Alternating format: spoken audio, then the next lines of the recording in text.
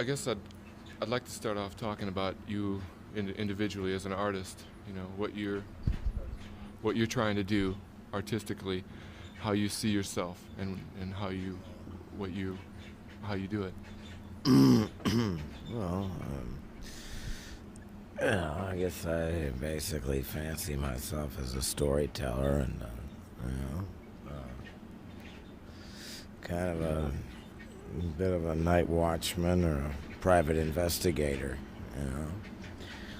I sleep with one eye open and I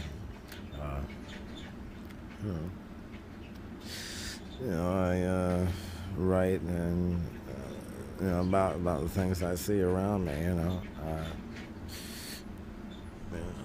I was reading an article with Ricky Lee Jones, and she was saying that you have become that person. You know, at first it was more of an observation, and you became that character that you talk about in your songs through living it, through having to live it as an artist. Do you relate to that?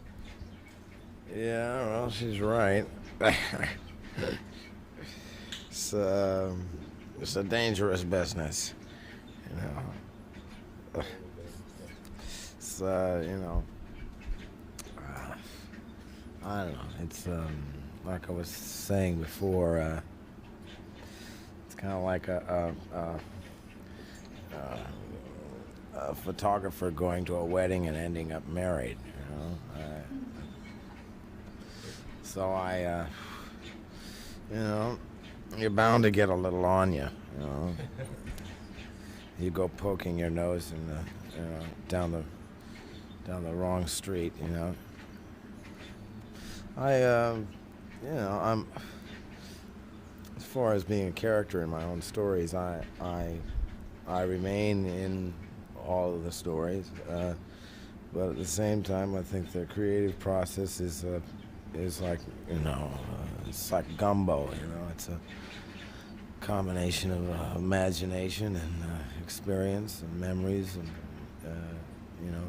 so by the time the story is finished or the song is finished, it may or may not resemble where the story came from. Oh man. Do you write poetry a lot, or do you see very many poets or contemporary poets around the country now? No, I don't get out much. I'm working all the time, and I'm doing one-nighters and leaving after the gig and getting into town in the afternoon and going to a sound check, and so I don't really go out to clubs much. When I get some time to myself, I usually could use about 12 hours of sleep. And so that's just the way it is. When I'm home, I go out to clubs sometimes, but if there's somebody in town I want to see. But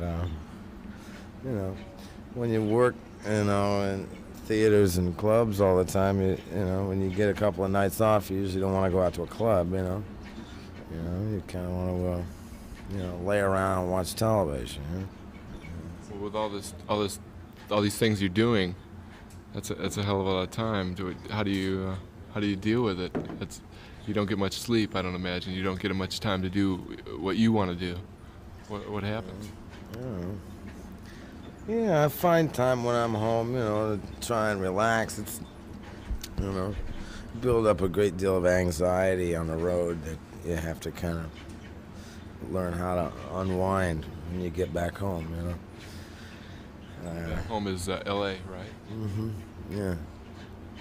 Do you have any philosophies or any tenets about writing, about composing, about your looking at things, the way you see things and you interpret them, put them down on paper? Is there any kind of tenets? Yeah, never sleep with a girl named Ruby and never play pool with a guy named Fats. Well, your new album, when do you anticipate recording that and producing it? Well, it was, I had to postpone it because I came on the road, and originally I was going to title it White Spades, and I had a little difficulty convincing my record company that it was a palatable and merchandisable title. So I changed it to On Heart Attack and Vine, and they bought that. And I'm gonna go in the studio in December and record. Yeah, and then I'll go back out on the road again. I'm going to Japan and Europe and Australia. And yes, I'm a busy man. Yeah. If there was one historical figure that you could have been, looking back, now who would that figure be, do you think? Who would I like to be? Who do I want to be when I grow up? I mean, I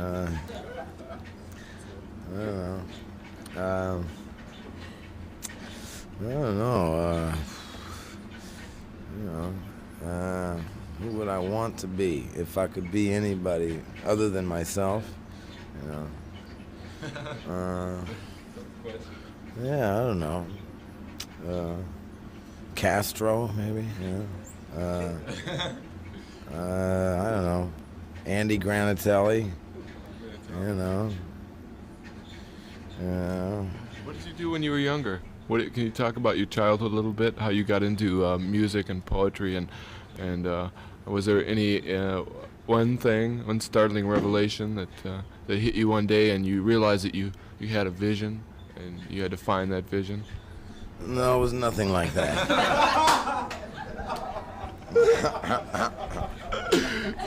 Nice try. Wasn't nearly as romantic as that, you know. I just kind of narrowed it down. There wasn't anything else that I wanted to do, you know. Everything else looked real unattractive to me. Baseball. You know, fireman, you know, baker, policeman, you know. I'm a living, breathing example of success without college, you know. I had a normal childhood. My father is a teacher, and my mother is also a teacher. They split up when I was about 10 years old, and then I kind of became the man of the family, you know. And worked a lot of jobs. When I was 14, I started working, and when I was 16, I got a car. You know, I started, staying out after dark a lot. Still. What doing? Huh? What doing? Oh, you know. Well, listen, hey man, I appreciate you coming along.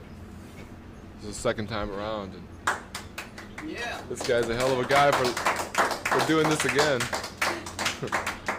Really, right. I appreciate it. Okay, take care. I appreciate it. Here, you might as well finish this up here. I mean, I'm not gonna take this stuff left on the bottom here. Well, there was all those miners off out in the audience today. Really just yelling and screaming for songs. It's all right.